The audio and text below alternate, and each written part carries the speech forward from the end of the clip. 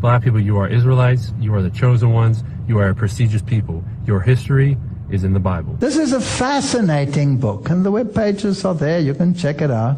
Facts are facts. This is a book that was written by a Jewish man.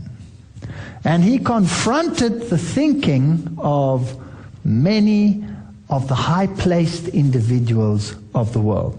This is interesting stuff. In this book, Benjamin H. Friedman, a Jewish man, writes about the Jews and reveals an interesting history. He states that the present Jews in Palestine are not the true descendants of the Judeans, but rather descendants of the Khazars. In the letter addressed to D. David Goldstein of Boston, Massachusetts, a convert to Catholicism, the author, Benjamin Friedman of New York City, dated October 1954, provides some fascinating insights. This is in the public domain. Let's study this for a while and see where we get. Benjamin H. Friedman claims that the word Jew was only introduced into the English language in the 18th century, and that Jesus referred to himself as a Judean and not as a Jew. Inscribed upon the cross when Jesus was crucified were the Latin words Iesus Nazarenus Rex Iodeorum, which means Jesus of Nazareth, ruler of the Judeans. As to the origin of the present Jews in Palestine, he states that those Jews derived from Eastern Europe, and many of the Jews that today live in the reconstituted state of Israel come from Eastern Europe, are not descendants of the Judeans or the lost tribes of Israel, but rather descendants of the Khazars. Who were they? They were a nation most people do not even know of.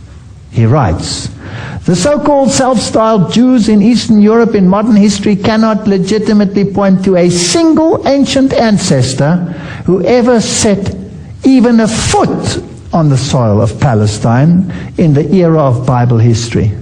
Research also revealed that the so-called or self-styled Jews in Eastern Europe were never Semites, are not Semites now, nor can they ever be regarded as Semites at any future time by any stretch of the imagination. What secret, mysterious power has been able for countless generations to keep the origin and the history of the Khazars and the Khazar kingdom out of the history textbooks? Did you ever learn about it at school? I never learned about it. And out of classroom courses in history throughout the world, the origin and the history of Khazars and the Khazar kingdom are certainly incontestable historical facts. You have to do some cross-checking. Even the Jewish Encyclopedia is quite explicit about it. This was the Khazar kingdom. Here is the Black Sea, the Byzantine Empire. Here was Persia. And here was the kingdom of the Khazars. It was a massive kingdom. Now let's look at some of this interesting history. The Khazars were an Asiatic nation. And the Jewish Encyclopedia states Persian origin that converted to Talmudic Judaism.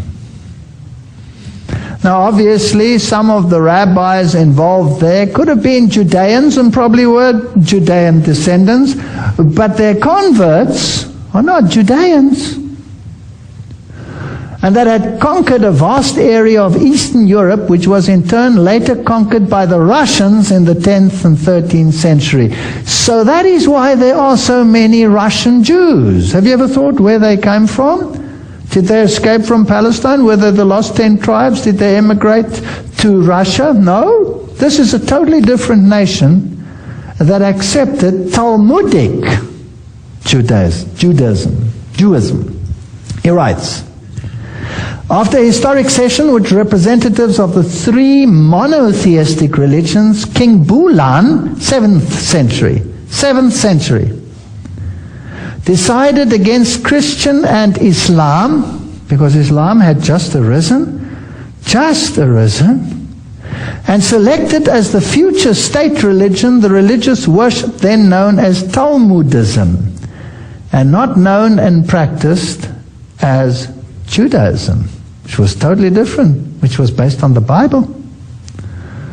They adopted the Hebrew alphabet, and the Khazars adapted words to their requirements from the German, the Slavonic, and the Baltic languages. This language was known as Yiddish. And Yiddish used the Hebrew alphabetic characters, but not Hebrew. It's not Hebrew. It's Yiddish. I've always wondered, when I hear them speaking Yiddish, I understand quite a few words. Why? Because I'm German. They had many exchanges with universities and their students were trained. So here is another nation which had occupied this area, and they had adopted this religion and brought rabbis in and trained the people, but they were not Judean. Now let's jump to today in accordance to this history. The religion of the modern state of Israel is based on Kabbalistic and Talmudic traditions and is far removed from the biblical worship of Yahweh.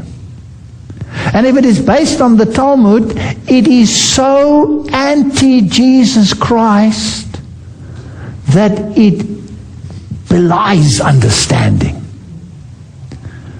And here we have, in March 2006, while visiting Yeshiva University at Brooklyn, New York, a Jewish institute dedicated to the study of the what? Talmud. We have Cardinal Kasper. Who's Cardinal Kasper? Cardinal Kasper is the cardinal associated with ecumenism. They are honoring the Talmud together. You see, behind the scenes, there is a pact. Because I, as a Christian, can sympathize with every other religion, but I cannot embrace a religion that speaks evil of Jesus Christ. Nor can I have a union with such a religion. Because can two walk together lest they be agreed? They just came out with a new DNA study by Dr. Ilan Elhaik of St. John's Hopkins School of Medicine, one of the most distinguished schools in America. He's Jewish. He says that there is no Jewish people, that all of the Jews in the world came from the Khazars and such. Now, there have been other genetic studies on this. In other words, no one living in Israel today has ancestors who came from Abraham, Isaac, and Jacob. So the people, when Netanyahu says God gave us the title of this land, 5,000 years ago, no such thing. His ancestors came from Khazaria. So there's been new genetic research showing that's a true theory. So this just came. The 13th tribe has been confirmed. I didn't know that. Yeah, Arthur Kessler, the poor guy died. Some say he was murdered. He was a very good Zionist Jew, and he wrote the 13th tribe. He said they came. All of the historians and archaeologists have always said this. I wanted to know. That's around Georgia. Yeah, I wanted to know the truth. I wanted to say, well, what is the truth on this? Well, now we have DNA evidence that says the Jews are converts. They're pagans who converted to Judaism. They do not. Their bloodlines do not go back to Abraham, Isaac, and Jacob. And not only that, but Dr. Elhaik, who is Jewish, who's a real fighter there, he says there's no doubt about it. It's science. So what happens? What all the Christians do? I want to say this. Henry Kissinger knew of this study. He knows of this. I think well, no, it's really chic to hate Israel, and I see them building it up, Antichrist stuff. He claims to be and then kills them. This is crazy. Right. The elite. That's what I'm saying. It's more sophisticated. The elite have latched on to Israel as a tactic, as a strategy. I saw America's plunging in the polls. They have us do the dirty work, then they destroy us. Absolutely. Look, the Rothschilds and the others are Sabbatean Jews. They worship Satan. They don't worship the Bible. They have a serpent that they worship. I know this sounds fantastic. Of course it is. But what we that was because of that ancient area north of Georgia. That was the right, Kazakhstan, Georgia, all those areas in there. Those people migrated over to Europe. There were 3 million Polish people. Now, when Israel was formed, David Ben-Gurion, the first prime minister, was a Polish guy.